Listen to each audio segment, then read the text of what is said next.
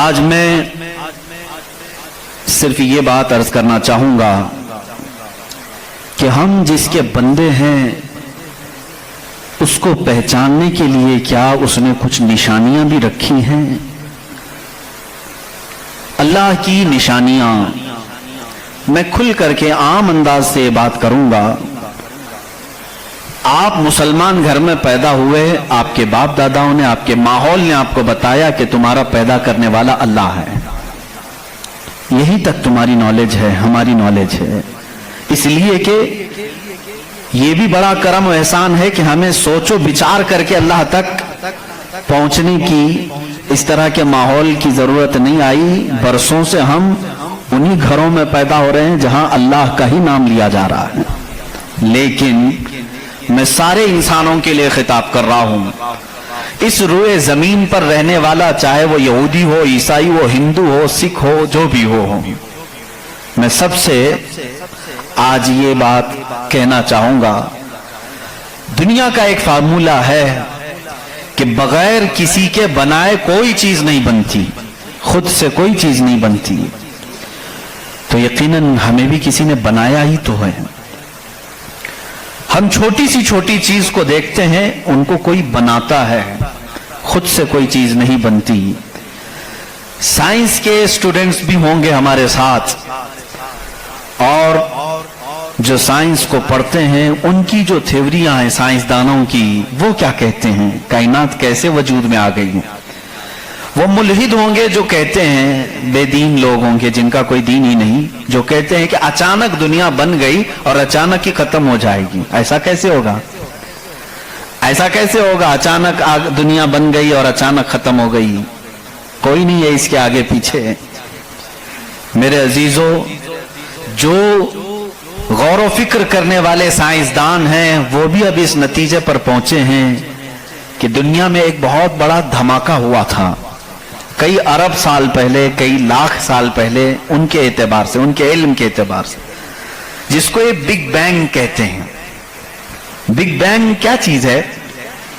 تو سائنسدان یہ کہتے ہیں کہ کئی سالوں تک اس روئے زمین پر صرف سمندر تھا، اور سمندر میں بھی جو گیس ہوتی تھی وہ سب ہائیڈروجن، اور صرف 99% ہائیڈروجن اور 1% صرف آکسیجن کا یہاں پر وجود تھا، جس کی وجہ سے کوئی دوسرا زندہ رہ نہیں سکتا تھا۔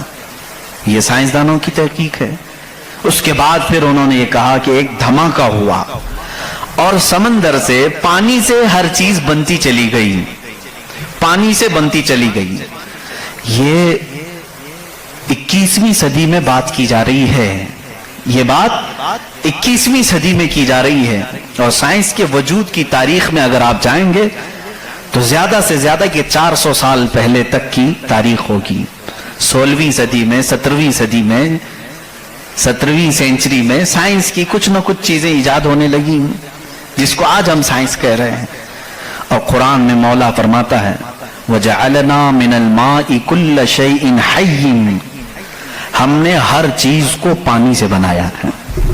یہ رب تعالیٰ فرما رہا ہے، اس کا قرآن عظیم گواہی دے رہا ہے۔ قرآن کس زمانے میں اترا وہ بھی آپ کے ذہن میں ہونا چاہیے، کس زمانے میں قرآن آیا ہے یہ بھی آپ کے ذہن میں اچھی طرح سے فٹ ہونا چاہیے، تاکہ اب سائنس کی تحقیقات اور اس زمانے کو میچ کر کے دیکھ سکیں آپ۔ قرآن اس زمانے میں آیا ہے جہاں یورپ میں لوگ جانوروں کے ساتھ رہتے تھے، امریکہ کا تو انکشاف بھی نہیں ہوا تھا، امریکہ نام کا کوئی ملک ہے یہ پتہ بھی نہیں تھا لوگوں کو۔ جتنی دنیا تھی اس میں سب سے زیادہ تہذیب والا ملک، تمدن والا ملک ایران تھا، عرب تھے، روم تھے، باقی سب تو بچھڑے ہوئے لوگ تھے۔ روم، ایران اور عرب کو اس زمانے میں تہذیب والا کہا جاتا تھا۔ ان کی تہذیب کا عالم یہ تھا کہ جب میرے آقا صلی اللہ تعالی علیہ وسلم مدینہ طیبہ میں تشریف لائے، یہ بہت بڑے تہذیب والوں کی بات میں کر رہا ہوں، یعنی بہت نالج رکھنے والوں کی بات کر رہا ہوں۔ اتنا نالج تھا کہ جب میرے آقا مدینہ میں تشریف لائے تو صرف 6 لوگوں کو لکھنا آتا تھا۔ یہ بڑے تمدن والے لوگ تھے، بڑے نالج والے لوگ تھے۔ اس زمانے کا علم یہاں تک پہنچا ہوا تھا मेरे अजीजों, बाकी यूरोप वगैरह का हाल तो बहुत ही बदतर था। यहां तक कि आबादी कैसे बनाई जाए ये सलीका इस्लाम ने बताया है। रोड तक बनाने के तरीके, रास्ते कैसे बनते हैं, ये भी कोई इल्म नहीं था पहले। लोग सितारे देखते थे और चलते जाते थे। या आज जो रोड बने हुए हैं, इसकी इजाद ही सैयदना उमर फारूक ने की है रज़ी अल्लाह ताला, कि आम एक रास्ता होना चाहिए, हाईवे होना चाहिए, उसको पक्का बनाना चाहिए कि लोग इसी से गुजरें। आज आपको रास्ते इतने बने हुए हैं इसलिए कोई तारा नहीं देखता, सिर्फ सामने देखते हैं। अब तारे देखेंगे तो फिर बड़ा मसला हो जाएगा। उस जमाने में तारे देख करके चलते थे। अजीजाने गिरामी, यूरोप का हाल उस जमाने में यह था कि नॉलेज नाम की कोई चीज नहीं थी। वो लोग अंधविश्वास, जैसे आज भी हमारे यहाँ कुछ लोगों में मौजूद है, अंधा यकीन, इन चीजों पर बहुत अमल करते थे। जैसे अपशगुन हो जाना, ये तमाम मामलात में बहुत वो आगे थे। हत्ता कि बीमारियों को भी वो बीमारी नहीं समझते थे। जैसे आज यूरोप जादू टोने पर यकीन नहीं रखता, हर चीज को बीमारी कहता है। उस जमाने में हर बीमारी को वो जादू समझते थे, शैतान समझते थे। बीमारी का उनको इदराक भी नहीं था। इस्लाम में जो फुकहा पैदा हुए, जो अतिब्बा पैदा हुए, जो साइंसदान पैदा हुए, उन्होंने बीमारी के मुतालिक बहुत सारे तहकीकात पेश किए। सिर्फ ये बात मैं अर्ज करना चाहूंगा कि कुरान उस जमाने में नाजिल हुआ है जब इल्म का वजूद ज्यादा नहीं था लोगों के पास, इतना कि कोई इक्का दुक्का लिखना जानता था। और किस पर नाजिल हुआ ये भी आपके जहन में होना चाहिए। दो चीजें दिमाग में रखें, उसके बाद फिर मैं कुरान की आयतें पढ़ता हूं। एक माहौल ऐसा है, साइंस का वजूद नहीं, इल्म का वजूद नहीं, इल्म नाम की चीज ही नहीं थी लोगों के पास। और जिस पर नाजिल हुआ वो ऐसा रसूल है जो किसी का शागिर्द भी नहीं, कोई उस्ताद नहीं, मोहम्मद रसूलुल्लाह सल्लल्लाहु तआला अलैहि वसल्लम, उन पर कुरान नाजिल हुआ। ऐसे माहौल में नाजिल हुआ जब कोई इल्म जानने वाला नहीं था। और जिस पर नाजिल हुआ वो किसी यूनिवर्सिटी से पढ़ा, किसी कॉलेज से पढ़ा, किसी मदरसे से पढ़ा हुआ रसूल नहीं। उस रसूल का मुअल्लिम और उस्ताद सिर्फ खालिक कायनात है। जिब्राईल अलैहिस्सलातु तस्लीम का भी सिर्फ इतना काम रहा है, जो रब ने हुक्म दिया उतना ही पहुंचा दिया। बल्कि बहुत सारी कुरान की बातें ऐसी हैं जो जिब्राईल पहुंचा तो गए लेकिन उसका इल्म उन्हें भी नहीं दिया गया, उन्हें भी नहीं दिया गया। अब ये दो बातें किसी को भी चैलेंज करके बता देना, तारीख की सच्चाइयां इस बात का इनकार नहीं कर सकती। अपने तो अपने, गैरों ने भी हुजूर की तारीख लिखी है और सबों ने इकरार किया है कि मोहम्मद सल्लल्लाहु अलैहि वसल्लम एक ऐसे प्रॉफिट हैं जो पूरी जिंदगी भर किसी उस्ताद के पास गए नहीं, किसी उस्ताद के पास गए नहीं। और ये भी हिकमत है मेरे मौला की, इसीलिए हम उस रसूल को अन्नबीयुल उम्मी कहते हैं। उम्मी का मतलब कुछ बेवकूफ लोग आज के जमाने के जो बदअकीदा हैं वो अनपढ़ करते हैं, रसूल अनपढ़ थे, माअज़ल्लाह। बेवकूफो तुम्हें मालूम नहीं, उम्मी का मतलब होता है किसी से पढ़ा हुआ नहीं। अनपढ़ में और किसी से ना पढ़ा हुआ होने में बहुत बड़ा फर्क है। ये दो बातें जहन में रखो। कुरान किस माहौल में नाजिल हुआ और जिस पर नाजिल हुआ वो किसी का शागिर्द नहीं। अब इसकी बातें जब हम बयान करते हैं, साइंसदानों की आंखें फटी की फटी रह जाती हैं। वो कुरान बयान कर रहा है, इन्न फी खल्क़िस समावाति वल अर्दि लआयाति लिउलिल अलबाब, बेशक ये जमीन की पैदाइश में, आसमानों की पैदाइश में बड़ी मेरी निशानियां हैं। अल्लाह फरमा रहा है, रात को हम जाहिल करते हैं, उसी से दिन निकालते हैं। कुरान ये कह रहा है, वजअलना मिनस समाई, आसमान से अल्लाह तबारक व तआला ने वजअलना समा सक़फ़न महफूज़ा, कुरान कहता है हमने आसमान को एक महफूज छत बनाया है। कुरान ये कह रहा है आसमान और जमीन मिले हुए थे, हमने दोनों को फाड़ करके अलग कर दिया और दोनों के मुंह खोल दिया। ये कुरान उस जमाने में कह रहा है इल्म फलकियात जिसको एस्ट्रोनॉमी कहते हैं, इल्म अर्दियात जिसको जियो फिजिक कहा जाता है, जमीन के मामलात, आसमान के मामलात जानने वाला उस जमाने में कोई नहीं। उस वक्त कुरान कह रहा है आसमान और जमीन मिले हुए थे, हम दोनों को फाड़ दिए, हमने उन दोनों को फाड़ दिया और दोनों के मुंह को खोल दिया। अब का साइंस कहता है जमीन और आसमान को देखने के बाद ऐसा लगता है कि ये गैलेक्सी में मिला हुआ एक सैयारा था और ये फिर जमाने के बदलते बदलते आसमान अलग हो गया, जमीन अलग हो गई। अब का साइंस ये कहता है। और फिर ये बंद नहीं है, जैसे हमारी छत बंद है, ऊपर से पानी डालो तो नीचे कुछ नहीं आएगा, नीचे के फर्शी भी बंद है, नीचे जमीन से कोई चीज यहां मस्जिद में नहीं निकलेगी। साइंस अब ये कह रहा है आसमान में जगह जगह सुराख हैं, मुंह खुला हुआ है, जमीन में भी जगह जगह सुराख हैं, दिखने वाले नहीं, ये खुला हुआ है। इसका मतलब मैं भी समझ नहीं पाया था, आसमान खुला हुआ है, जमीन खुला हुआ, मुंह खुला हुआ है, क्या मतलब? कहा कि अल्लाह ताला जब चाहे आसमानों पर पानी डाले तो अपना मुंह खोलता है, बारिश बरसती है, और जमीन का मुंह खुला है। इसका मतलब यह है तुम जहां पर भी जितनी गहराई में भी जमीन के बीज डालो, इसका मुंह खुला है, वो सीना फाड़ कर बाहर आता है। अगर जमीन बंद होती तो कोई चीज जमीन से बाहर नहीं निकलती, जमीन से कोई चीज बाहर निकलती है, इसका मतलब है कि इनके मुंह खुले हुए हैं। साइंस ने अब भी कहा कि आसमान का मुंह खुला हुआ है, जमीन का मुंह खुला हुआ है। कुरान किस माहौल में नाजिल हुआ है? जब साइंस का वजूद नहीं। हाँ, अगर तुम ये कहते शायद मोहम्मद सल्लल्लाहु तआला अलैहि वसल्लम बहुत बड़े किसी साइंसदान के शागिर्द होंगे तो तुम्हारे तारीख लिखने वाले ही तुम्हारे चेहरे पर जन्नाटेदार थप्पड़ मारेंगे, इसलिए कि वो रसूल अपनी 63 साल जिंदगी में कभी किसी के शागिर्द नहीं हुए, हत्ता कि सैयदुल मलाइका के भी वो शागिर्द नहीं हुए। कुरान यही कह रहा है जमीन की पैदाइश में, आसमान की पैदाइश में मेरी निशानियां हैं। अजीजा ने गिरामी, अब मैं वो निशानियां गिनाऊं बहुत तवील वक्त दरकार है। कभी आपने महसूस किया कि आसमान अल्लाह की निशानी है? अल्लाह की निशानी है। देखिए यहां सबसे बड़ी बात, कुरान में कई जगहों पर यह बात आई है, अफला ततदब्बरून, अफला यतदब्बरून, अफला ताकिलून, अफला ततफक्करून। इसका मतलब होता है क्यों तुम गौर फिक्र नहीं करते, क्यों तुम सोचते नहीं, क्यों तुम तहकीक नहीं करते, रिसर्च नहीं करते? रब ताला बार बार ये फरमा रहा है। ये किसके लिए है? मैं उन लोगों के लिए कहता हूं जो एक खुदा को छोड़कर करोड़ों के सामने झुक रहे हैं। मैं उनसे कहता हूं तुम सोचते क्यों नहीं? कौन है तुम्हें पैदा किया है? कौन है जो तुम्हें बनाया है? कुरान दावत दे रहा है उनको सोचने की। मेरा यकीन ये कहता है जो भी इंसान इस कायनात में है, अल्लाह ने उसे इतनी अक्ल जरूर अता की है कि अगर वो सोचने पर आ जाए तो अपने रब तक जरूर पहुंचेगा। अगर वो गौर फिक्र करने पर आ जाए तो झूठे खुदाओं को छोड़ देगा।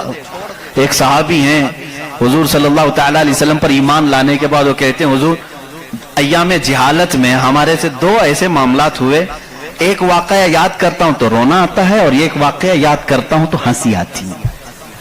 जिहालत में हम कुछ ऐसे काम करते थे इस्लाम लाने से पहले कि कुछ एक वाकया ऐसा है कि हम रो पड़ते हैं याद आती है तो, और एक वाकया ऐसा है कि वो याद आती है तो हंस पड़ते हैं। हुजूर ने पूछा वो दोनों क्या है? उन्होंने कहा जिहालत में जब हमारे घर बेटी पैदा होती तो हम उसका गला मरोड़ कर दफन कर देते थे। हमने अपने हाथों से कई बच्चियों को दफन किया, वो जब भी याद आता है तो रो पड़ते हैं, रोना आता है। हंसी किस बात पर आती है? वो कहते हैं हम जब सफर पर निकलते थे तो हमारे जो खुदा होते थे उनको आटे का बना लेते थे हम, वैसे तो मिट्टी का बनाते हैं और फिर पानी में डुबोते हैं। उनकी ज़ुर्रियत आज भी मौजूद है। अरब वालों में अगर मैं बयान करूं कि हाथों से खुदा बनाए जाते हैं तो उन्हें यकीन नहीं आता, हिंदुस्तान वालों को बहुत जल्दी यकीन आएगा। तो वो सहाबी कहते हैं हम आटे के बनाते थे, उनके जो खुदा होते थे वो आटे के बनाते थे, क्योंकि मिट्टी का पत्थर का उठाकर लेकर जाने में बोझल होता था, वजन होता था, इतने बड़े खुदा को कहां लेकर के घूमते रहे। वो साहब कहते हैं हम आटे का बनाकर ले जाते। फिर हंसी किस बात पर आती है? कहते हैं अगर सफर में ज्यादा भूख लगती कभी उसका हाथ तोड़ के खा लेते थे, कभी उसका पेट काट के खा लेते थे, क्योंकि आटे ही का था। आज भी लोग करते हैं, शक्कर का बनाते हैं। बहरहाल تو وہ صحابی کہتے ہیں مجھے ایام جہالت کی یہ باتیں یاد آتی ہیں تو میں ہنس پڑتا ہوں. خیر میں اور تفصیل میں نہیں جاؤں گا. عزیزان گرامی، غور و فکر کرنے کی جس کے اندر عادت ہوگی وہ انت وشواس، صرف پھیلے ہوئے بے یقینی پر ایمان نہیں لائے گا. آج بھی بہت سارے ایسے نیوٹرل قسم کے لوگ ہیں جو مسلمان نہیں ہیں، میں جانتا ہوں ان کو، وہ خود آئیڈل ورشپرز نہیں ہیں، وہ خود اس بات کا انکار کرتے ہیں کہ اپنے ہاتھوں سے بنائی ہوئی چیز کی عبادت کیسے کی جائے. ہم اس پاور کو مانتے ہیں جو ہماری آنکھوں میں نہیں آتا مگر ہم سب کو دیکھ رہا ہے. ایسے لوگ بھی ہیں. ہاں اگر کوئی اس طرح کا موحد ہے، وہ اللہ کی وحدانیت کو تسلیم کرتا ہے تو اس کے ہدایت کی بھی امید ہے. میں یہ کہہ رہا تھا آسمانوں اور زمینوں میں اللہ نے فرمایا میری نشانیاں ہیں. غور و فکر کرنا چاہیے. نشانی کیسے؟ پوری دنیا کے بہت ترقی یافتہ سائنس سے میرا یہ چیلنج ہے، میری یہ بات کا یہ چیلنج ہے. بہت تم نے ترقی کی لیکن ایک ایسی چھت بنا کر کے دکھاؤ جس کا کوئی پلر نہ ہو. ہوا میں چھت قائم کر کے دکھاؤ، اور وہ بھی اتنی موٹی ہونی چاہیے، اتنی موٹی کہ جس کے بارے میں حضور اکرم صلی اللہ علیہ وسلم نے فرمایا کہ اس کی موٹائی 500 سال اگر کوئی گھوڑا دوڑے تو طے نہ ہو پائے. وہ آسمان کی موٹائی. میں اتنی موٹائی کی بات نہیں کرتا ہوں، 1 کلومیٹر چوڑی ہی کوئی بنا کر کے دکھاتے ہیں. سائنس ہمارا بہت ترقی کر چکا ہے، نہیں بنا سکو گی. لیکن کائنات کی اس پوری زمین پر اللہ رب العزت نے ایک چھت ہمارے سروں پر رکھی ہے، اور سب کو معلوم ہے وہ چھت کیسی ہے، بغیر پلر والی. کہیں اس کو ستون دیکھا آپ نے؟ اللہ الذی رفع السماوات بغیر عمد ترونها. قرآن کہتا ہے وہ اللہ ہی ہے جس نے بغیر ستون کے آسمانوں کو بنایا، اور تم بھی اس کو دیکھ رہے ہو. قرآن چیلنج کر رہا ہے، تم بھی اسے دیکھ رہے ہو. اور حیرت کی بات یہ ہے ہمارے پلر والی چھت کے بارے میں تو یقین ہوگا اب یہ گرے گی نہیں، لیکن اگر یہ تڑکنے لگے کہیں سے، آوازیں آنے لگے، ہم بھاگ کر کے کون سی چھت کے نیچے جاتے ہیں؟ پلر والی چھت سے. ہم کو خوف لگتا ہے آج کل گر نہ جائے، اور پناہ لینے کے لیے اس چھت کے نیچے جاتے ہیں جس کا کوئی پلر ہی نہیں. اللہ کی نشانیاں ہیں اس میں. اللہ رب العزت فرماتا ہے تم دیکھ رہے ہو ان آسمانوں کو ہم نے کیسے قائم کیا ہے. اب اس کی تحقیقات جو آسٹرونومی پڑھے ہوئے ہیں وہ جانتے ہوں گے. علم فلکیات اس کو کہتے ہیں، آسمانوں کا علم. یہ بھی ابھی سب کو پورا حاصل نہیں ہو سکا. جو ہماری نظروں میں نظر آ رہا ہے یہ تو دھواں ہے، بادل ہے. آسمان تک پہنچنے کے لیے پتہ نہیں کتنا سفر. اور اس میں اللہ رب العزت نے ستاروں کے ایک ایسے جھرمٹ کو رکھا ہے. آسمان کتنا چوڑا ہے، کتنا لمبا ہے، گیس کر سکتے ہیں ہم؟ کبھی گیس کریں گے آپ؟ میں صرف ایک حساب بتاتا ہوں. اس آسمان میں اللہ تعالیٰ فرماتا ہے کلن فی فلک یسبحون. سورج، چاند، جتنے بھی گیلیکسی کے سٹارز ہیں، تارے ہیں، یہ سب آسمان میں تیر رہے ہیں. اللہ فرما رہا ہے سورہ یاسین کی آیت سے، یہ سب آسمان میں تیر رہے ہیں، لٹک رہے ہیں. اچھا، جس پر لٹک رہے ہیں ظاہر سی بات ہے وہ بڑا ہونا چاہیے. اب وہ کتنا بڑا ہوگا؟ وہ چھت کی چادر کتنی بڑی جس پہ سورج بھی لٹک رہا ہے، چاند بھی لٹک رہا ہے. ہم نے سائز پوچھا سائنسدانوں سے، سائز پوچھا کہ یہ کتنے بڑے بڑے ہیں جو آسمان میں لٹک رہے ہیں. تو انہوں نے کہا سب سے قریب جو ہمارا ستارہ ہے، سیارہ ہے، زمین سے جو سب سے قریب سیارہ ہے وہ چاند ہے. اور سورج کا کیا حال ہے؟ کہا سورج زمین سے 13 لاکھ گنا بڑا ہے. 13 لاکھ گنا بڑا. اب یہاں ہماری عقلیں ششدر ہو جاتی ہیں، کسی کے پاس کیلکولیٹر بھی نہیں، کتنا حساب کرے. 13 لاکھ گنا بڑا زمین سے ہمارے تصور میں نہیں آتا. وہ کہاں لٹک رہا ہے؟ آسمان میں. چاند اس سے 50 گنا بڑا ہے زمین سے، وہ کہاں ہے؟ آسمان میں. اچھا اتنا ہی نہیں، یہ گیلیکسی کے اندر سورج سے 50 گنا بڑے اتنے سیارے ہیں کہ جن میں سے صرف ابھی 40% کا دریافت کی جا چکی ہے. باقی 60% ابھی تک سائنسدانوں کو پتہ ہی نہیں. سورج سے 50 گنا بڑے سیارے اور موجود ہیں. پوچھا یہ سب کہاں ہے؟ یہ بھی آسمان میں ہیں. اسی لیے میرے مولا نے فرمایا بے شک آسمانوں کی پیدائش میں اس کی بڑی نشانیاں ہیں. اب میرے عزیزو آؤ، تمہیں اپنے گھر کی چھت ڈالنے کے لیے کتنے دن لگتے ہیں، کتنے ورکر لگتے ہیں، کتنے مزدور لگتے ہیں، کیا کیا اس کے لیے سامان لگتے ہیں، یہ سب تمہیں معلوم ہے جنہوں نے چھتیں ڈالی. اب اتنی بڑی چھت جس نے قائم کی ہے، جس میں لاکھوں گنا بڑا زمین سے سورج بھی ہے، چاند بھی ہے، گیلیکسی کے اور سٹارز ہیں، وہ خدا فرما رہا ہے آسمان کو، زمین کو کس طرح سے اس نے بنایا. قرآن میں ہے صرف 6 دن میں ان دونوں کی پیدائش ہوئی. اس سے بھی بلکہ اللہ تعالیٰ فرماتا وَجَعَلَ الْأَرْضَ فِي يَوْمَيْنِ، اللہ نے زمین کو 2 دن میں پیدا فرمایا، آسمان کو. اور اس میں جتنی سجاوٹ ہے، سجاوٹ کیا ہے؟ یہ پورے سمندر کو رب فرما رہا ہے وہ زمین کی زینت ہے، جتنے درخت ہیں وہ زمین کی زینت ہیں. اور آسمان کی زینت کیا ہے؟ چاند ہے، سورج ہے، ستارے ہیں. یہ سب 4 دن میں بنے، کل 6 دن میں ان کی پیدائش ہوئی ہے. کل 6 دن میں ان کی پیدائش ہوئی ہے. میاں ہماری دکان نہیں بنتی 6 دن میں، اور وہ خالق کائنات فرما رہا ہے 6 دن میں اس پوری کائنات کے زمین و آسمان کی پیدائش ہوئی. تو کیا یہ اللہ رب العزت کی نشانیاں نہیں ہیں؟ غور و فکر، تدبر. میں اگر سنی ہوئی باتوں پر یقین نہیں آتا کچھ لوگوں کو، کیونکہ وہ سائنس کے ماحول میں آج جی رہے ہیں، وہ ہر بات سائنس کی یقین کے ساتھ مان لیتے ہیں. میں ان سے ہی کہتا ہوں اپنے سائنسدان آقاؤں سے پوچھیں کہ اس زمین کا حجم کتنا بڑا ہے، آخر یہ ٹھہری کیسے ہے اتنے دن تک، یا اب تک قائم کیسے ہے، یہ ہلتی کیوں نہیں ہے. اچھا اس کے بعد رب تعالیٰ فرماتا ہے ہم نے اس زمین کو پانی پر بچھایا ہے. اے اللہ تیرے عجائب قدرت عجیب در عجیب ہیں، کتنے عجیب ہیں. آپ سے میں کہتا ہوں حوض میں یا مسجد کا بھی حوض ہے، جاؤ ایک چادر اس کے اوپر بچھاؤ، ٹاول لے کر کے بچھاؤ، کتنی دیر تک وہ پانی پر کھڑا رہے گا. ٹاول چادر اس کی موٹائی کتنی ہے؟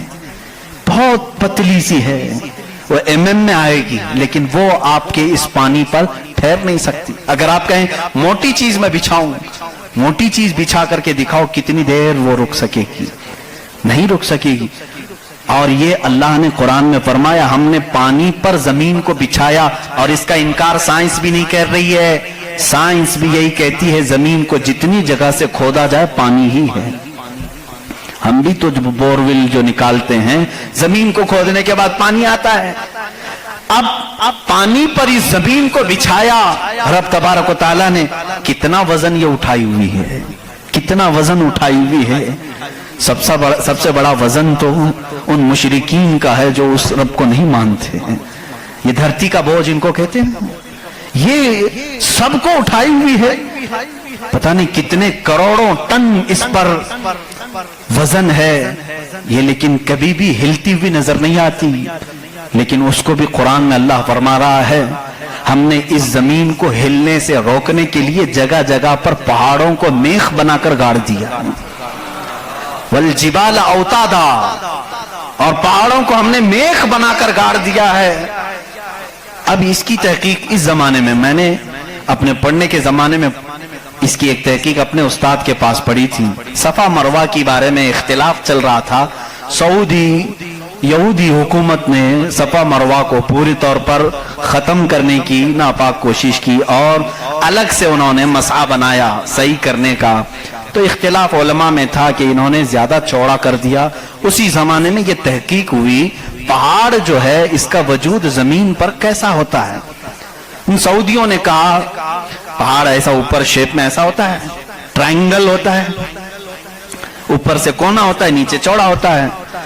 ان سعودیوں نے کہا نیچے بھی یہ جڑیں چھوڑتا ہے، پھیلتا ہوا جاتا ہے، جیسے درخت اوپر ہوتا ہے اور نیچے اس کی جڑیں پھیلی ہوئی ہوتی ہیں.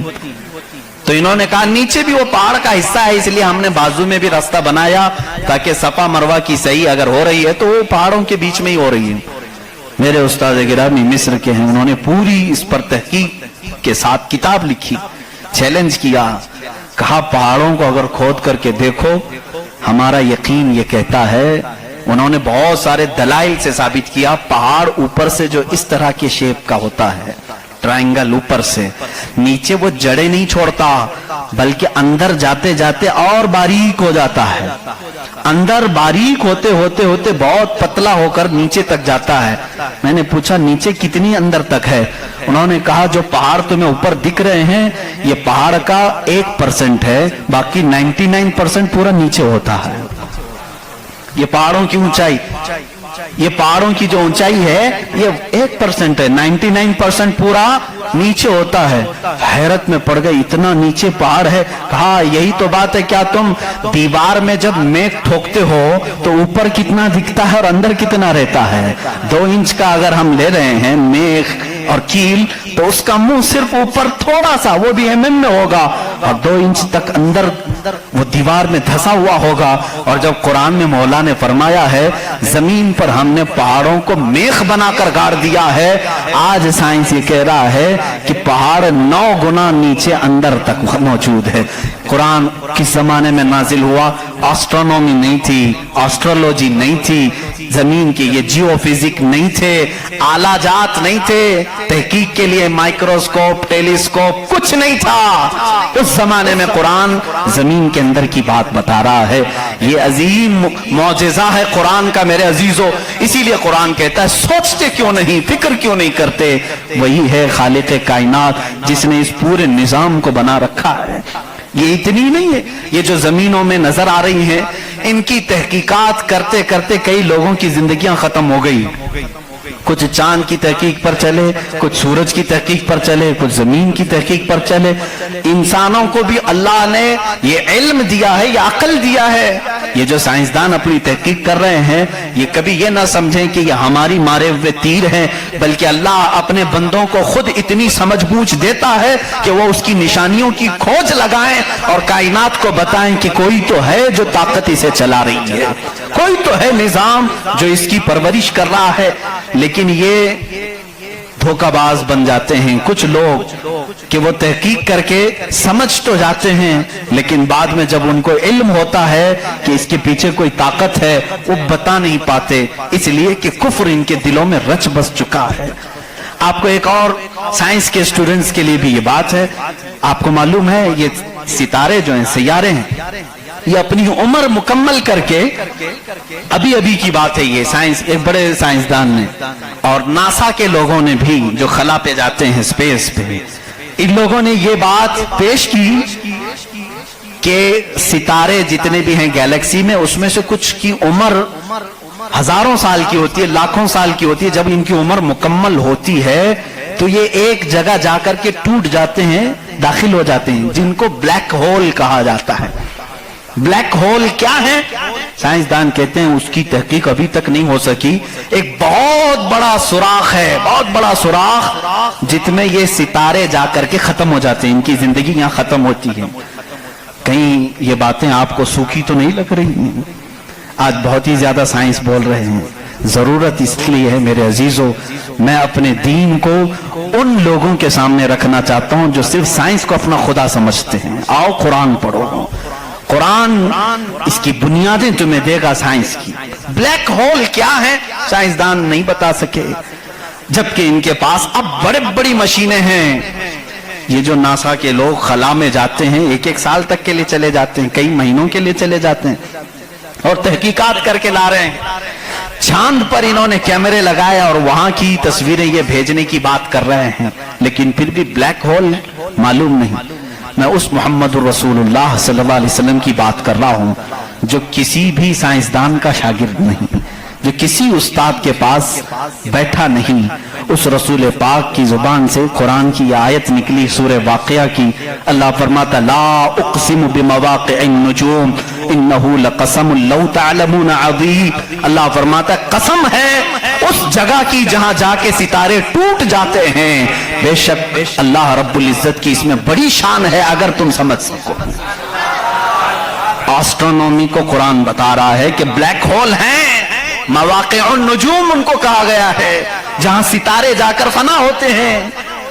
عزیزان گرامی، یہ تکلیف صرف ہماری ہے کہ ہم نے قرآن عظیم کو اس لیول کے اعتبار سے پڑھا نہیں، साइंस के लिए जो लोग MBBS कर रहे होंगे या फिर इंजीनियर बन रहे होंगे, उनसे भी मैं ये दावत देता हूं कि कुरान को भी कभी इस एंगल से पढ़ करके देखो, इसकी निशानियां इतनी अजीम है। मैं समझता हूं कि तुम्हें फिर कहीं इधर उधर मुंह मारने की जरूरत नहीं, मारिफत खुदाबंदी इसी से हासिल हो जाएगी। गौर व फिक्र करो, तुम्हें इसी से अल्लाह रब्बुल इज्जत की मारिफत हासिल हो जाएगी। कोई तो है खालिक।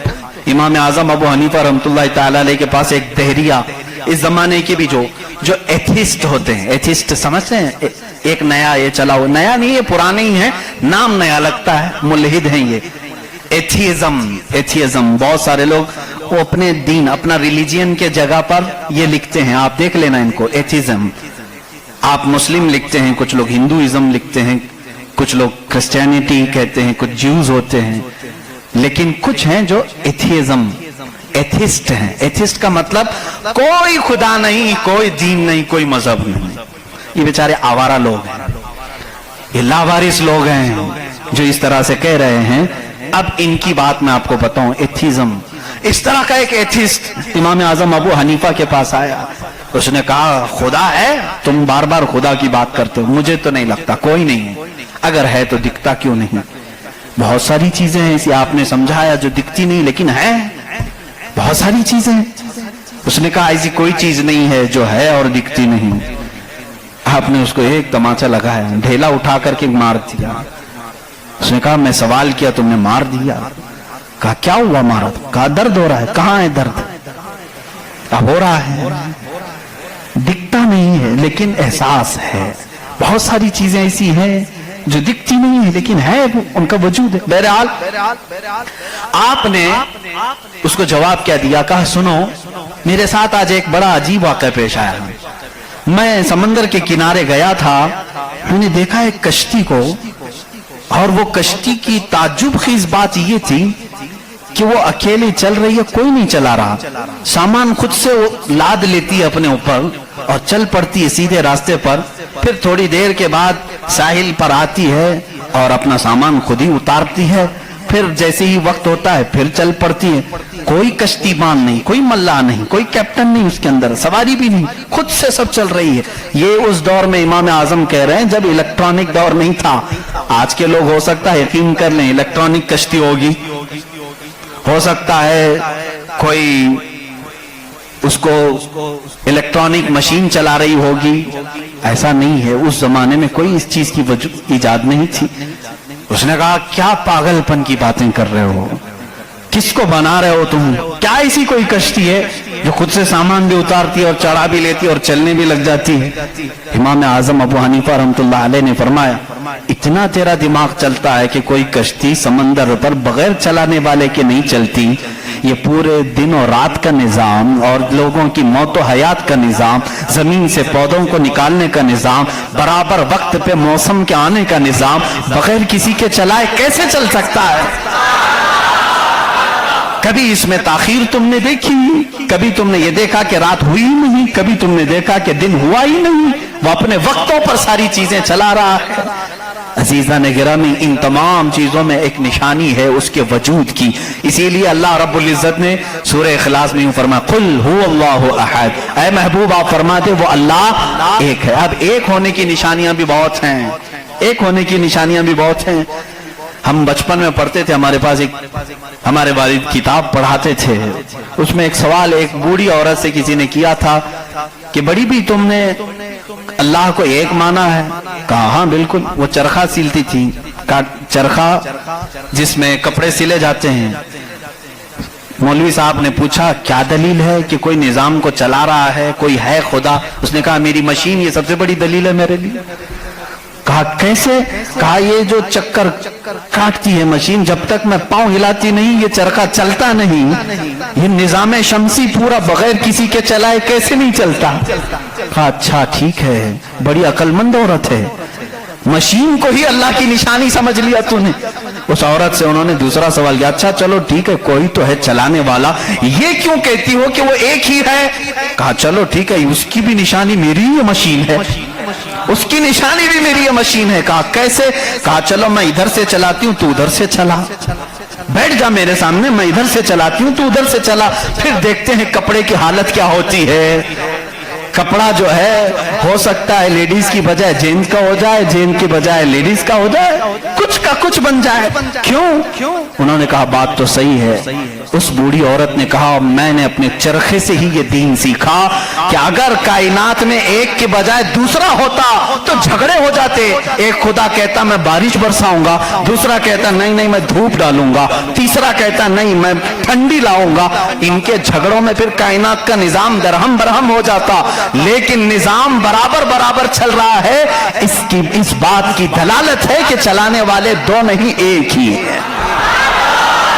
تو نہیں ہے, ایک ہی ہے. اگر دو ہوتے, اسی کو اللہ نے قرآن میں فرمایا لو کان فیہما آلہۃ الا اللہ لفسدتا. اگر زمین و آسمان میں دو خدا ہوتے اللہ کے علاوہ, رب فرما رہا ہے ضرور اس میں فساد ہو جاتا, ضرور فساد ہو جاتا.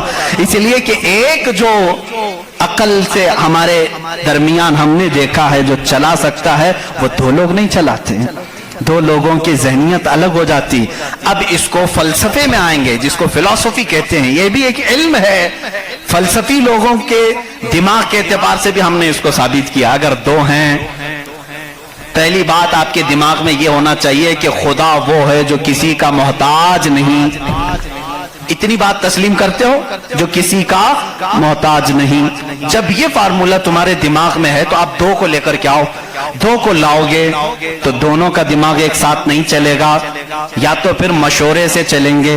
مشورہ کرے گا تو ایک دوسرے کا محتاج ہوگا, اور جو محتاج ہوگا وہ خدا نہیں ہوگا. مثال کے طور پر دونوں بیٹھے ہیں, چلو آج میٹنگ کرتے ہیں, کل بارش کریں گے. تو ظاہر سی بات ہے ایک نے دوسرے کو پوچھا تو پہلا والا دوسرے کا محتاج ہوا کیوں؟ اب خدا کے بارے میں ہمارا تصور یہ ہے وہ اپنے کاموں میں کسی کی شراکت نہیں چاہتا, کوئی شریک نہیں ہے اس کا.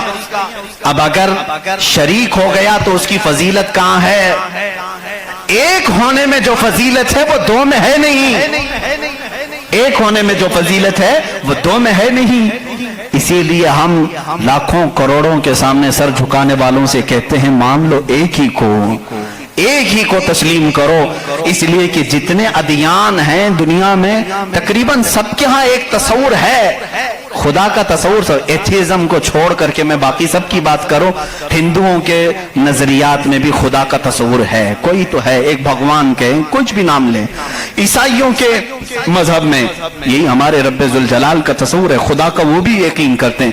یہودی بھی خدا کو مانتے ہیں, سکھوں کے ہاں بھی ہے. تقریباً دنیا میں جو بھی ریلیجیس ہے, کسی مذہب کو مانتا ہے, ان سب مذہبوں میں خدا کا تصور ہے. لیکن اب یہ جھگڑا ہے کہ ماننے میں کون خدا ہے کون نہیں ہے.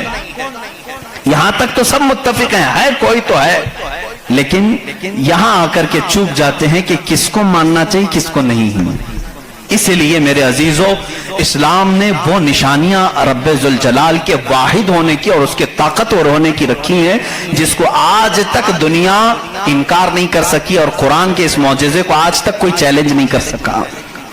میں سائنسدانوں سے بھی کہتا ہوں, آپ کو ایک بات یہ بھی میں بتا دوں, ابھی 18ویں صدی کی بات ہے. 18ویں صدی میں امریکہ کا سفر کرنے والے ایک سائنسدان نے ایک نئی چیز کا انکشاف کیا. اٹلانٹک اوشین میں یا سمندر کے ایک حصے میں ایک ایسی جگہ ہے جو بالکل ہی ڈارک ہے, ڈارک سپیس اس کو کہتے ہیں, یعنی وہاں روشنی بالکل نہیں, سورج کی ایک کرن بھی وہاں نہیں آتی, اتنا وہاں پر اتنی وہاں تاریکی ہے. یہ کب؟ 18ویں صدی میں, یعنی آج سے 200 سال پہلے کی بات ہے. اس نے انکشاف کیا, دنیا کو بتایا میں نے ایک ایسی جگہ دیکھی بہت ہی ڈارک ہے, بہت اندھیرا ہے. وہ جب واپس آیا تو علماء ربانیین نے سورہ نور کی قرآنی آیتیں پڑھی. اللہ فرماتا ہے کہ اذا اخرج یدہ لم یکد یراہ ومن لم یجعل اللہ لہ نورا فما لہ من نور. اللہ فرماتا ہے ہم نے کائنات میں ایک ایسی جگہ رکھی ہے کہ اس پہ اندھیریوں پر اندھیریاں ہیں, اگر تم ہاتھ بھی نکالو گے تو ہاتھ بھی نظر نہیں آئے گا, ہاتھ بھی نظر نہیں آئے. یہ کہاں کا؟ یہ इल्मुल बहर जिसको कहते हैं, समंदरों का इल्म रखने वाला, जो पूरी जिंदगी समंदरों की खोज में लगा दिया, वो ला करके बताया। उसने सोचा मैं बहुत बड़ा तीर मारा हूं, लेकिन जब बताया कुरान पढ़ने वालों ने कि ये तो कुरान में है, अल्लाह फरमा रहा है एक डार्क स्पेस है कायनात में, जहां तुम हाथ भी निकालोगे तो नहीं नजर आएगा, इतना डार्क है। वो सटपटा गया, परेशान हुआ, मैं इसकी तहकीक करूंगा, ये कुरान में आई कैसे बात। सबसे पहला दुनिया का मैं इंकशाफ करने वाला हूं, मैं इसको सबको बताने वाला हूं, पहला फर्स्ट आदमी मैं हूं, ये पहले से कहां से आ गई कुरान। फिर वही दो बातें मैं बताता हूं मेरे अजीजों, उसको भी यही झटका लगा कि ये कुरान उस जमाने में नाजिल हुआ जब साइंस का वजूद नहीं था, और उस पर नाजिल हुआ जिसको दुनिया में किसी ने सिखाया नहीं था। बाद में फिर उसने ये सोचा शायद हो सकता है प्रोफेट मोहम्मद सल्लल्लाहु अलैहि वसल्लम समंदरों का सफर बहुत करते होंगे, उनके समंदरों के सफर में शायद कभी ये जगह आ गई होगी, इसलिए उन्होंने अपने मन से कुरान में ये लिख दिया होगा। उसने ये नतीजा निकाला, लेकिन दूसरे ही दिन उसे फिर बड़ा झटका ये लगा कि जब सीरत मुस्तफा पढ़ा उसने, अल्लाह अकबर, हुजूर की 63 साला जिंदगी में आपने एक मर्तबा भी समंदर का सफर किया ही नहीं। ये बहुत बड़ा झटका लगा कि वो मोहम्मद सल्लल्लाहु अलैहि वसल्लम कभी पूरी जिंदगी में समंदर का सफर किए ही नहीं। मेरे अजीजों, इस बात में गलत फहमी में ना आना कि वो समंदरों को नहीं जानते थे। वो मेराज का सफर करने वाला रसूल समंदरों को जरूर जानता है, लेकिन ये हिकमत इलाही थी कि कभी समंदर के सफर करने का इत्तेफाक नहीं हुआ। अब उसे झटके भर झटका ये लगा जो कभी समंदर को गया ही नहीं, वो अगर अटलांटिक ओशियन में मौजूद डार्क स्पेस को बताता है तो जरूर वो अपने पेट से नहीं बता रहा है, वही उसको बताया होगा जिसने डार्क स्पेस बनाया है। यही अल्लाह रब्बुल इज्जत के वहदानियत की निशानियां हैं, उसके वजूद की निशानियां हैं। कुरान पढ़ो, इसमें बहुत सारी चीजें, जिन्होंने ये इंकशाफ किया कि कुछ समंदरों में ऐसे अल्लाह रब्बुल इज्जत ने बनाया है, वो भी आपको मिल जाएंगे। दो समंदर मिलते हैं और दोनों का रंग अलग है, एक समंदर नीला है, एक समंदर पीला है, दोनों का टेस्ट भी अलग है, इधर का मीठा इधर का खारा नमकीन है, लेकिन वो बहुत दूर तक मिलते हुए जाते हैं। लेकिन इसका पानी उसमें नहीं आता, उसका पानी इसमें नहीं आता। क्यों नहीं आता?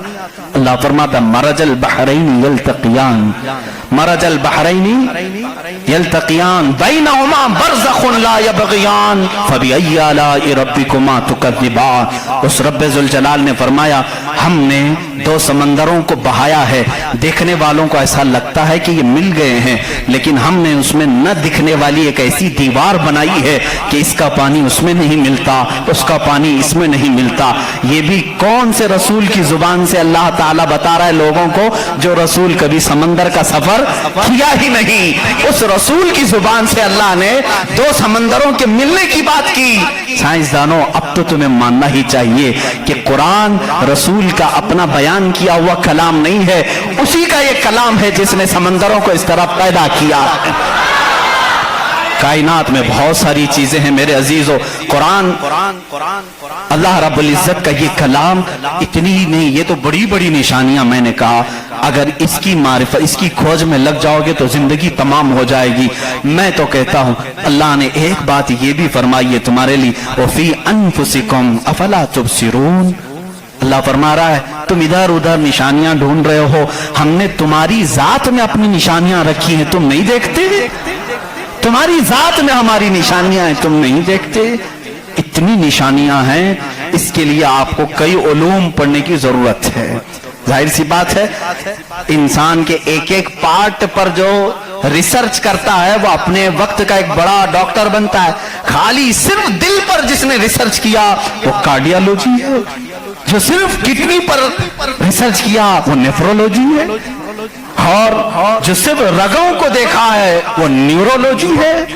पार्ट पार्ट पर इन्होंने पूरी जिंदगियां खत्म की।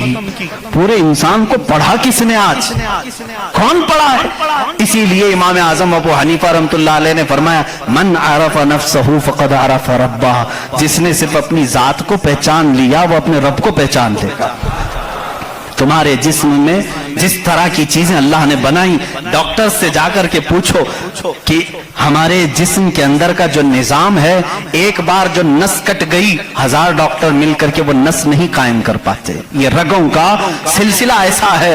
और फरमाया गया, बल्कि तहकीकात बताती हैं, हमारे जिस्म के अंदर मौजूद ये नसों को, रगों को निकाल करके अगर बिछा दिया जाए, कई 1000 किलोमीटर लंबी हो जाएंगी, कई 1000 किलोमीटर लंबी हो जाएंगी। ये नसों का इतना लंबा सफर हो जाएगा। इतना सारा मवाद अल्लाह ने तुम्हारे जिस्म में रखा। और रब ताला ये फरमाता है, मफाही में आयात में बयान कर रहा हूं, कभी आपने सोचा हमने जुबान से जो जो चीजें खाई, अल्लाह अकबर। मैं एक बड़े मुहक्किक के हवाले से कहता हूं, रोटी को उन्होंने कहा तुम्हारी रोटी, तुम्हारे खाने अल्लाह की निशानियां है। मैंने पूछा रोटी भी निशानी है अल्लाह की? कहा हाँ। तुम एक रोटी को कहां कहां से हासिल करते हो?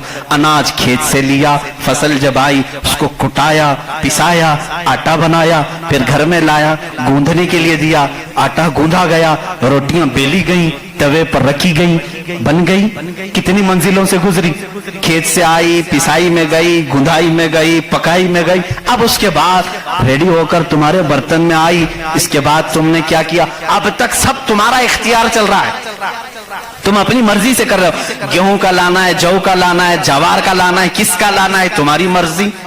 आटे से कितना गूंदना है, नरम गूंदना है, मोटा गूंदना है, तुम्हारी मर्जी। रोटी मोटी पकानी है, पतली पकानी है, तुम्हारी मर्जी। रोटी पक जाने के बाद 4 टुकड़े करने, 5 टुकड़े, 2 टुकड़े, तुम्हारी मर्जी, सब तुम्हारी मर्जी है।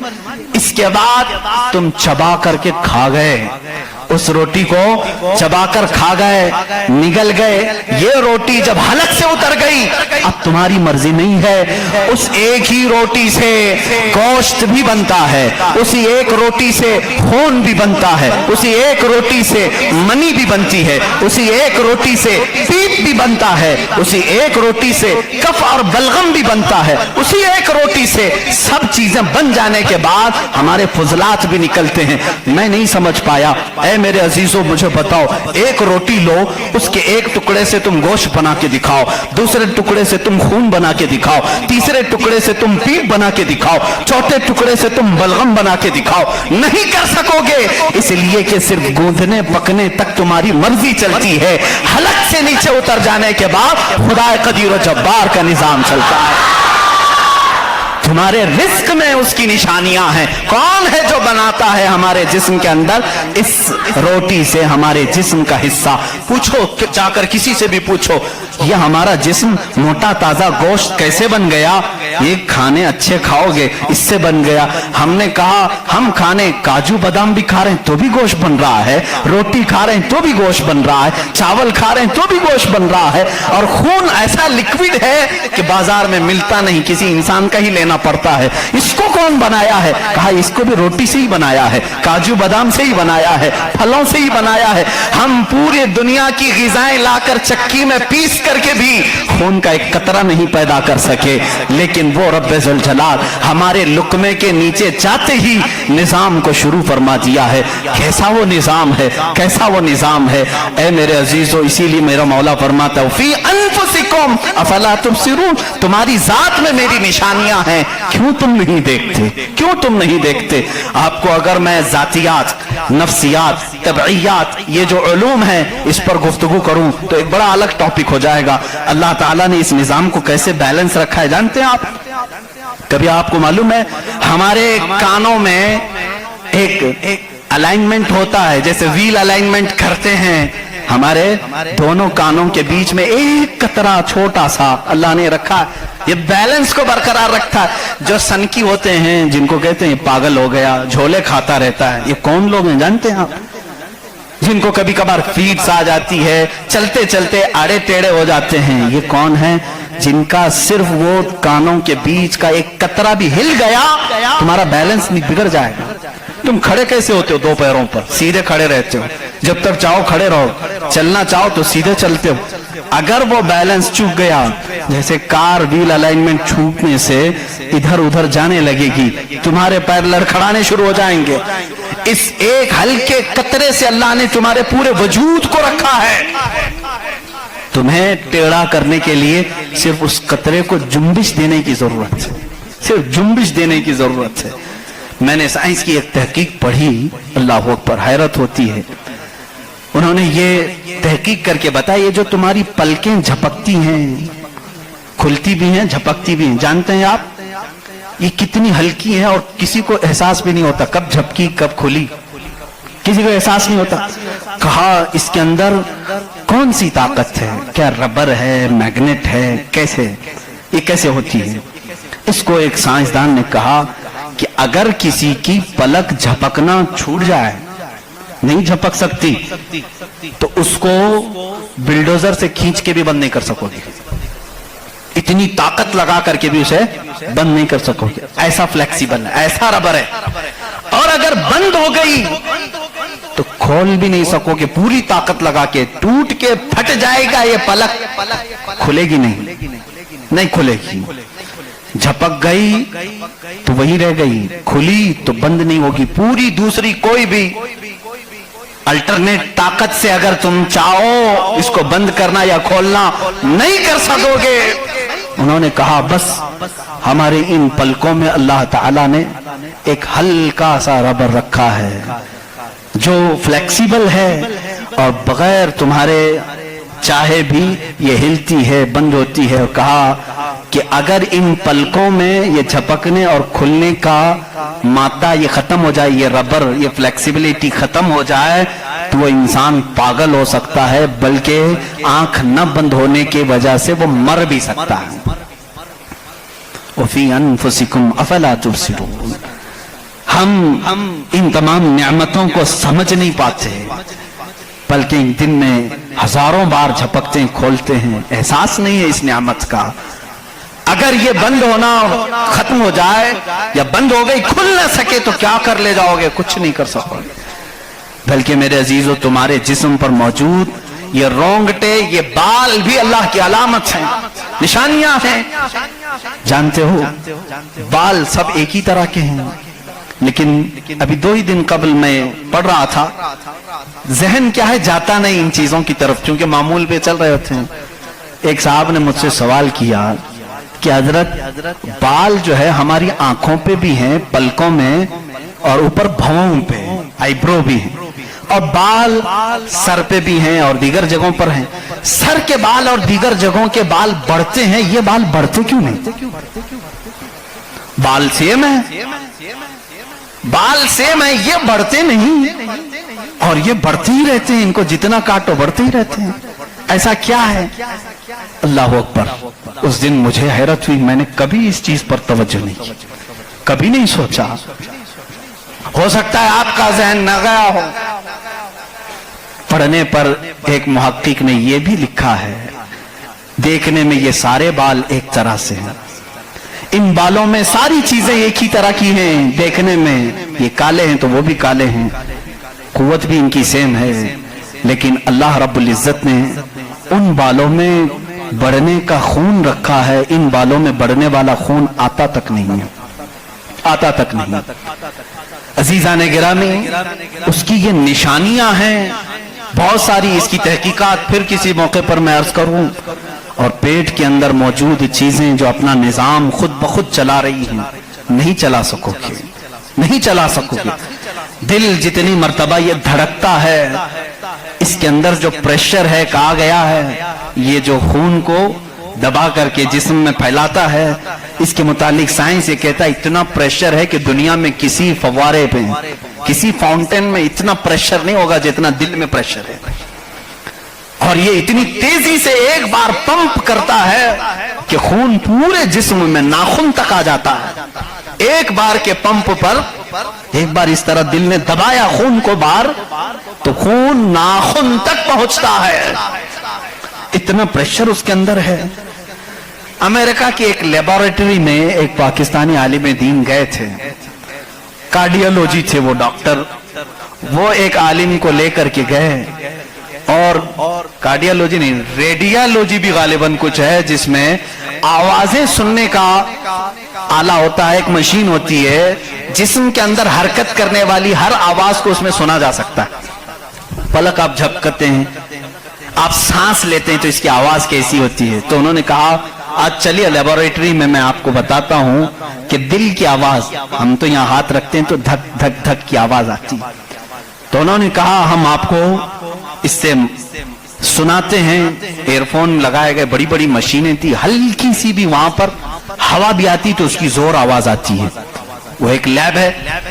یہ عالم دین کہتے ہیں میں نے سنا دل کی آواز.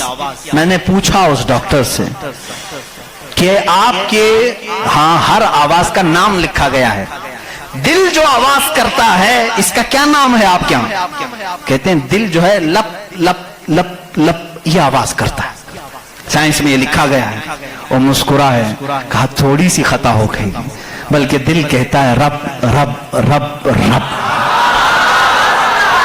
ہر انسان کا دل جو دھڑکنے کی آواز آتی ہے مشینوں سے انہوں نے خود سنا.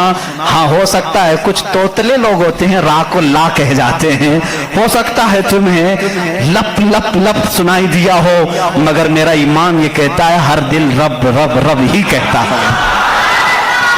جو اس کو دھڑکن دیا ہے اگر وہ دل اسے یاد نہ کرے. عزیزان گرامی، کائنات کی بہت ساری چیزیں اس کی نشانیاں ہیں، سمندروں میں اس کی نشانیاں ہیں. آپ کو معلوم ہے سمندروں کا علم، علم البحر جن کو معلوم ہے، جو غوطے لگاتے ہیں وہ کہتے ہیں زمین پر جتنی مخلوقات ہے اس کے 10 گنا زیادہ مخلوقات سمندروں میں موجود ہیں. سمندروں میں یہاں جتنے کیڑے دیکھ رہے ہو، کتنے مکوڑے دیکھ رہے ہو، یہاں جتنے قسم کی مخلوقات آپ دیکھ رہے ہیں اس کے 10 گنا زیادہ مخلوقات سمندروں کے اندر ہے. کون ہے جو ان کے رزق کا انتظام کرتا ہے؟ کون ہے ان کی پرورش پر؟ سمندروں کا علم الگ ہے. کہتے ہیں ہم اندر جاتے ہیں تو اس کے اندر اتنی چیزیں کہ ہر بار نئی چیزیں دکھتی ہیں. اور انہوں نے کہا کہ کئی لاکھ قسم کی مچھلیاں گن لی گئیں، لیکن ہر بار غوطہ لگاتے ہیں تو پھر نئے رنگ کی مچھلی نظر آتی ہے. ان کو رنگ دیتا کون ہے اس کے اندر؟ عزیزان گرامی، سمندروں کے علم میں لوگوں نے کہا اس کی گہرائیوں میں کیا کیا موجود ہے. کچھ باتیں تو عقل تسلیم کرتی ہیں، جیسے آپ کو میں نے کہا سمندر میں مچھلیاں ہیں، اندر پیڑ پودے بھی ہیں، آپ سب تسلیم کریں گے ہوتے ہوں گے. مخلوقات ہیں، ہاں ہوتے ہوں گے، سب ہوتے ہوں گے. لیکن ایک قرآن کے فرامین تفاسیر میں یہ کہا گیا ہے سمندر کے اندر آگ بھی ہے. آپ کہاں سے تسلیم کرو گے؟ سمندر کے اندر آگ ہے، کیسے تسلیم کرو گے؟ ظاہر سی بات ہے تم انکار کرو گے. پانی اور آگ ہو ہی نہیں سکتا، اور وہ بھی پانی ہلکا پھلکا پانی نہیں، سمندر کا جوشیلا پانی. اور یہاں پر اسلام میں یہ باتیں کہی گئی ہیں کہ سمندر کے اندر آگ ہے. لیکن یہ دنیا کو اس وقت نظر آ گیا جب سونامی آئی تھی. انڈونیشیا میں جو ساحل پر سونامی کی لہریں جنہوں نے دیکھی، جس کی رفتار 2000 کلومیٹر پر آر تھی، 2000 کلومیٹر پر آر کی رفتار سے وہ پانی چل رہا تھا، اور اس کی ہائٹ جو موجوں کی وہ 200 فٹ اونچی تھی. 200 فٹ اونچی لہریں 1000 کلومیٹر پر آر کی رفتار سے جب جا رہی تھی تو مشاہدہ کرنے والوں نے یہ کہا جب وہ لہریں چلتی تھی تو پیچھے آگ کے شعلے نکلتے تھے. سمندر میں آگ کے شعلے نکلتے تھے. آج سائنس اس بات کو تسلیم کر چکا ہے سمندر میں کئی ایسے پہاڑ ہیں جو آتش فشاں ہیں، جن کو وولکینو کہا جاتا ہے. آگ اگلنے والے پہاڑ ہیں، آگ اگلنے والے پہاڑ ہیں. وہ کئی مہینوں میں اور سالوں میں اپنے اندر موجود آگ کو باہر اگلتے ہیں تو سمندر میں طغیانی آ جاتی ہے، سمندر کے اندر موجوں کی بھنور آ جاتی ہے. یہ تمام چیزیں آج سائنس کہہ رہا ہے، میرا مولا قرآن میں اس چیز کو بیان فرما رہا ہے. جبکہ پھر میں آپ کو بتا رہا ہوں قرآن اس ماحول میں اترا جب سائنس نہیں تھا، اور اس رسول پر اترا جو سمندروں کا سفر نہیں کیا تھا. اللہ تبارک و تعالیٰ نے پہاڑوں کے علم کے متعلق قرآن میں بیان فرمایا، ستاروں کے علم کے متعلق، سمندروں کے علم کے متعلق، زمین کا یہ جیو فزک ہو، آسٹرونومی ہو، ستاروں کا آسٹرولوجی ہو، علم الفلکیات ہو، اس کے بعد نباتات، یہ پیڑ پودوں کے علم کے لیے بھی قرآن موجود ہے. اللہ رب العزت ان کے متعلق بھی فرما رہا ہے ان کے جوڑ بنائے گئے. آج دنیا یہ کہہ رہی ہے کہ ایک پیڑ کو دوسرے پیڑ سے لگاتے ہیں تو پھل اچھے آتے ہیں. پھل اچھے آتے ہیں. یہ حدیث پاک میں ملتا ہے. مدینہ طیبہ میں کلمی کرتے تھے صحابہ اس وقت. کھجوروں کی عزیزان گرامی پیڑ پودوں کی جب تحقیقات ہوتی ہیں تو اب اس پر بھی سائنس حیران ہے کہ ہم نے پھولوں کو دیکھا. یہ پھول جب کھلتے ہیں تو اس میں اچانک آ کر کے پینٹ کون کر جاتا ہے؟ یہ رنگ کون ڈالتا ہے؟ ہم نے درختوں کو ہرا ہی دیکھا ہے, ہرے ہی ہوتے ہیں, لیکن جب پھول نکلتے ہیں تو یہ رنگ آتا کہاں سے ہے؟ اس کی تحقیق کرتے کرتے ڈالیوں کو لوگوں نے چیر دیا, پتوں کو پھاڑ دیا, لیکن پھول کا رنگ پورے درخت میں کہیں نہیں پایا, کہیں نہیں پایا. ان پودوں کو اور ان پھولوں کو کون رنگ دیتا ہے؟ بلکہ حد تو یہ ہے میرے عزیزو, اس کی سب سے بڑی چیز یہ نشانیوں میں سے یہ بھی ہے کہ پیڑ پودوں کو تم لہلہاتے ہوئے آج دیکھتے ہو, ان کی پیدائش پر کیا تم نے غور و فکر نہیں کیا؟ یہ کیسے پیدا ہوتے ہیں, کیسے نکلتے ہیں؟ اللہ اکبر. ان کو تم نے زمین کے اندر بو دیا تھا, مٹی ڈال دی تھی اور اس پر پانی ڈال کر برابر کر دیا تھا, لیول کر دیا تھا, اور اچانک دوسرے دن تیسرے دن جا کر دیکھتے ہو وہ زمین کا سینہ چیر کر باہر آیا ہوا ہے. اتنا ہی نہیں, وہ چھوٹا سا کومپل نکلا ہوا پودا باہر آتا ہے. اب وہ کتنی چیزوں کو فیس کرتا ہے, ہواؤں کا بھی مقابلہ کر رہا ہے, طوفان بھی آ رہے ہیں, لیکن وہ پودا وہیں لگا ہی لگا ہے. چھوٹے پودے کو بڑی سے بڑے طوفان ہلا کے نہیں کر سکے. کون ہے وہ ہلکے پودے کی حفاظت کر رہا ہے. بڑی بڑی ہواؤں سے وہ بڑی بڑی طاقتوں کو اڑا لے جانے والی ہوائیں آتی ہیں, لیکن ہلکے پودے کی حفاظت ہو رہی ہوتی ہے. وہ فصلیں لانے تک کون ہے ان کی حفاظت کرتا ہے. قرآن میں 20ویں پارے کی شروع کی آیتیں پڑھو گے آپ کا یقین تازہ ہو جائے گا. امن خلق السماوات والارض وانزل لكم من السماء ماء فانبتنا به حدائق ذات بهجا ما لكم ان تنبتوا شجرها االہ مع اللہ. کیا اللہ کے سوا کوئی ہے؟ اللہ فرماتا کون ہے جس نے زمین کو تمہارے لیے قرار بنایا؟ کون ہے جو زمین کو پھاڑ کر کے اس میں نہریں بنایا؟ کون ہے جو تمہارے لیے آسمانوں کو چھت بنایا؟ کون ہے جو اس میں سے تمہیں رنگ برنگے پودے نکالتا ہے؟ کیا اللہ کے سوا کوئی ہے؟ الہ مع اللہ.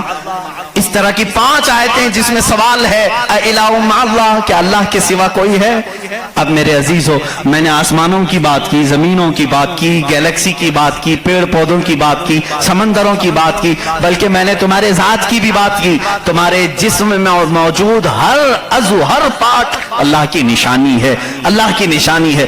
تم میں سے کوئی بھی ایک عضو دوسرا ڈپلیکیٹ بنا نہیں سکتا. بنے گا تو صاف نظر بھی آئے گا. آنکھ چاہے تو بکرے کی لگا لو, لیکن دکھائی کچھ بھی نہیں دے گا. اس آنکھ کے اندر جو چیز موجود ہے وہ دوسرا اس کی کاپی کر نہیں سکتا. روبوٹ تو بہت بنا لیے, لیکن جینے والا, فیلنگ رکھنے والا انسان دوسرا تخلیق نہیں کیا جا سکا. بلکہ وہ قرآن میں اللہ چیلنج کر رہا ہے, تم تو انسانوں کے ابھی یہ کہہ رہے ہیں کہ جنین بنائے جا رہے ہیں, یعنی ہم ڈپلیکیٹ انسان بنانے کی کوشش کر رہے ہیں. یہودی اس پر ریسرچ کر رہے ہیں, لیکن مولا تو فرما رہا ہے کہ یہ ایک مکھی بھی بنا نہیں سکیں گے. 17ویں پارے کا آخری صفحہ ہے جس میں رب تبارک و تعالیٰ فرماتا ہے کہ لن يخلقوا ذبابا ولو اجتمعوا له, یہ سارے کے سارے مل کر کے ایک مکھی نہیں بنا سکیں گے. ضعف الطالب والمطلوب, یہ کتنے ہی کمزور قسم کے لوگ ہیں جو دوسری تخلیق کی بات کر رہے ہیں. اسی لیے میرے عزیز ہو, جب کوئی بنا نہیں سکتا, اسی لیے اسلام نے کہا اپنے ہاتھوں سے بھی کوئی جسم نہ بناؤ, اس لیے کہ تم خدا بننے کی کوشش کر رہے ہو. بنانا کسی کے جسم کو صرف کام ہے, اللہ کا کام ہے. اپنے ہاتھوں سے کوئی چیز تعمیر یعنی شکل و صورت والی کوئی بھی چیز نہ بناؤ جو اللہ کی تخلیق ہے. ایسی چیزیں جس میں جان ہے, جو چلتی پھرتی ہیں, ان چیزوں کو بنانے کے لیے منع اسلام نے اسی لیے کیا کہ تم قدرت کی تشبیہ چاہتے ہو, اللہ رب العزت کی برابری کرنا چاہتے ہو, تم سے یہ ممکن بھی نہیں ہو سکے گا. دیکھتے ہو آج ہمارے ہاں ناٹک ہے, ہمارے ہاں لوگوں کا انت وشواس ہم دیکھ رہے ہیں. بے وقوفی کی حد ہو گئی, حد ہو گئی آج بھی کہ لوگ اپنے ہاتھوں سے جس کو بنائے. میں آپ کو بناؤں, خدا کون ہے, تمہارا یقین کیا ہونا چاہیے اور دنیا کیا چاہتی ہے. میں سب کو کھلے عام میسج دے رہا ہوں, سب کے لیے. کچھ لوگ یہ سمجھتے ہیں ہم کو خدا بنانا پڑے گا, پیسے لانا پڑے گا. बना नहीं सकते तो मार्केट में जाना पड़ेगा, लाल पीला काला नीला खुदा खरीद करके लाना पड़ेगा, और उसके हाथ भी होंगे, 4 होंगे कि 5 होंगे कि 6 होंगे, ऐसे हाथों वाला हमको लाना पड़ेगा। कैसे? अरे वो खुदा चल के भी नहीं आएगा, उसको उठा करके लाना पड़ेगा, बैठेगा खुद नहीं बिठाना पड़ेगा, सोएगा खुद नहीं सुलाना पड़ेगा, और उठेगा भी खुद नहीं उठाना पड़ेगा, और उसे वो डूबेगा भी खुद नहीं डुबाना पड़ेगा, टूटेगा भी खुद नहीं तोड़ना पड़ेगा, खाएगा कुछ नहीं उसे जबरदस्ती खिलाना पड़ेगा लोगों को दिखाने के लिए। लोगों ने अगर अपने दिमाग से इसको खुदा समझा है तो मैं कहता हूं मुसलमान का अकीदा यह है, मैं मजबूर हूं, मैं अगर नहीं सो सकता तो वो सुलाता है, मैं अगर उठ नहीं सकता तो वो उठाता है, मैं खुदा को उठाता नहीं, मैं खुदा को बिठाता नहीं, बल्कि मेरा अकीदा यह है खुदा मुझे बिठाता है, खुदा मुझे चलाता है, खुदा मुझे सुलाता है, खुदा मुझे खिलाता है, खुदा मुझे पिलाता है, जब मुझे भूख लगे तो वो खिलाता है, जब मैं नंगा हूं तो वो पहनाता है, जब मेरी जान चली जाए तो वो मेरा हिसाब करता है। हम उस खुदा की तस्लीम, उस खुदा का अकीदा रखते हैं कि हम मोहताज हैं, वो मालिक व मुख्तार है। अकीदा ये हो, अकीदा ये हो, अपने हाथों से बनाई हुई चीज को, अरे तुम्हें तो फख्र करना चाहिए। आज तू खुदा बना बैठा है, उसे उसको फख्र से देखो, कहो अरे तू क्या खुदा है, मैं ही तो बनाया हूं तुझे। कभी बनाने वाला ये कह सकता है ना। और कोई आकर के, सारे लोग इबादत कर रहे हो, कोई आकर के सामने कह दिया सारे भक्तों के पास कि तुम इसको खुदा कह रहे हो, मैं तो लातों से गूंद के बनाया था इसको, मैं तो अपने हाथों से इसको बनाया, तो इज्जत क्या रहेगी। इसीलिए आपने देखा इस्लाम का अकीदा वहदानियत ये है, अकीदा खुदा ये है कि हमने आज तक करोड़ों मस्जिदें हैं, कभी हमने खुदा की जिस्म तो दूर की बात है, कोई शक्ल और तस्वीर भी मस्जिदों में नहीं रखी। क्यों? इसलिए कि अगर तस्वीर लगेगी कहीं खुदा की तो हम उसको खुदा तस्लीम ही नहीं करते, क्योंकि खुदा वो है जो किसी की आंख में आ नहीं सकता, और अगर किसी की आंख में आ गया तो वो खुदा हो नहीं सकता। जो आंख में आ गया वो खुदा हो नहीं सकता। सिर्फ और सिर्फ दुनिया में इस्लाम वो है जो बगैर देखे उसकी बारगाह में झुक जाता है। दुनिया सामने देख करके झुकती है और मोमिन बगैर देखे उसके सामने झुकता है। यही तुम्हारी सबसे बड़ी सिफत है ईमान वालों, जो कुरान कहता है युमिनून बिल गैब, ये वो बंदे हैं जो गैब पर ईमान लाते हैं। अब यहाँ आखिरी बात मैं करने आता हूँ, मेरा वक्त तवील हो गया। ऐ मौला तेरी निशानियां बहुत हैं, आसमान तूने बनाया, जमीन तूने बनाया, सितारे तेरे हैं, समंदरों का इल्म तूने इंसानों को दिया, सब कुछ तूने बनाया, लेकिन मेरा अकीदा, मेरा विजदान ये कहता है एक कायनात में सबसे बड़ी अगर कोई निशानी है तो वह मोहम्मद रसूलुल्लाह की जात। फिर भी इसीलिए कहा मक्का के वो कुफार पूरी कायनात के सबसे बड़े काफिर हैं कि अल्लाह की सबसे बड़ी निशानी को देख करके भी ईमान नहीं ला सके, इसलिए कि वो रसूल ही बजाते खुद अल्लाह की एक ऐसी निशानी है। चेहरा व दुहा है, जुल्फे व लैल है, और दस्ते मुबारका और गले का नर्म और नाजुक अंदाज ये है कि इंसान देख करके हैरत में रह जाता था।